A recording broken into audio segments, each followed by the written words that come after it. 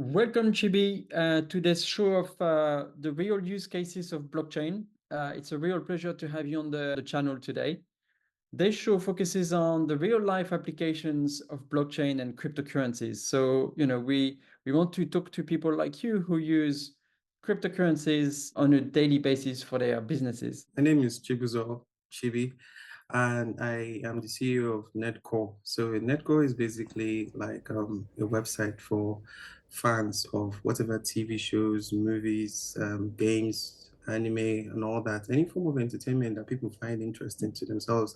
So we try to allow people to relive all their greatest moments from the shows by getting the merch, allowing them communicate with other people of same interest, to be able to write about different what if scenarios. So we just want to, in a way, allow the fandom to go as wild as possible, reach your type of people, because we feel like the best way to enjoy something is to share it with people of the same persuasion as you.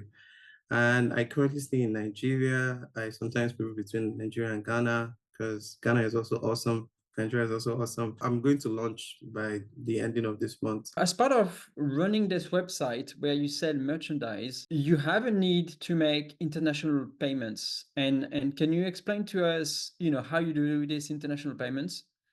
So because everything I would want to sell, they are not easily sourced and they are not available to me. Most of these things have to come through China. Nigeria currently is very big on importation to China, from China rather. And so having to, make payments with the Nigerian currency has the issue of the fact that it's not always as stable as you'd like it, and the price of yesterday isn't the price of today. So I find that I needed a solution for my inter-country transfers and inter-country payments. So I had to settle for I had to go for yellow card rather than not settle. So yellow card is I use the app. It's a website and an app that allows you to convert from whatever currency your country uses into stable coins.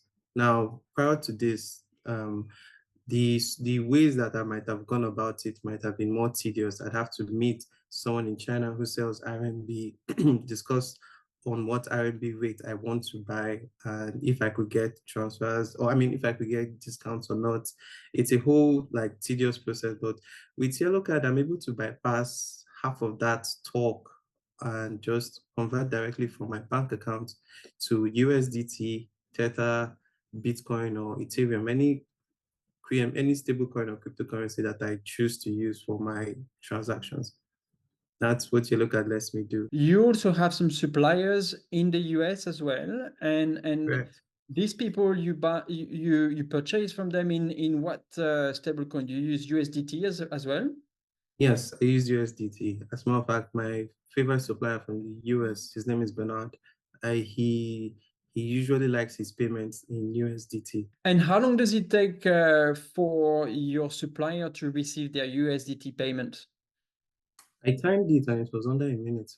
And if you wanted to, transfer, pay your supplier in the US, using US dollars from your bank in Domiciliary. Nigeria, how would you do? What process would you have to go through? So I would need to get a domiciliary account. I do not have one. The processes for getting a domiciliary account take a whole lot of time and processes. And for most people who would who want convenience, it's not a very easy option, because in order to open one, I think you'd have to get some dollars as well to put into it so you can have one. And when I tried to do it, the list of things I had to complete were just they were too much. It puts me off. What is a domiciliary account? So it lets you, as a citizen of the country, store and save in US dollars or any other currency.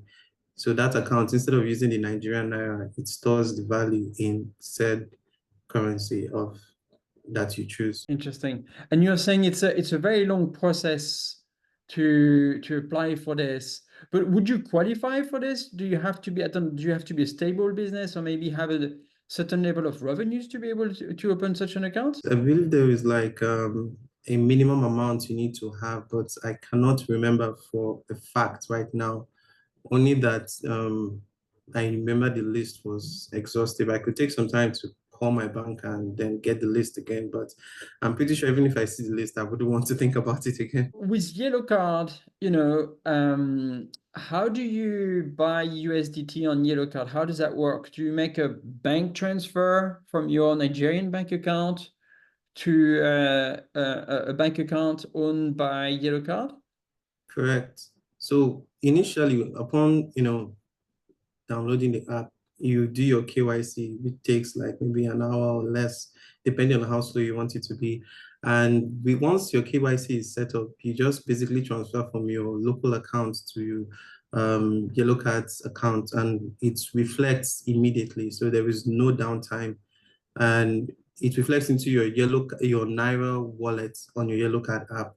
From your Naira wallet, you can just convert to your whatever cryptocurrency you choose. The fact that you're able to convert between the currencies is one of the easiest things, because there is no wasting time. I don't have to wait for someone to get back to me or tell me the price went up. So it's so seamless. Chibi, thank you so much for sharing your experience with us. It was a pleasure to have you on the show. Thank you, Fred. And best of luck with the business. I hope the website launch goes well. Thank you so much. Thank you.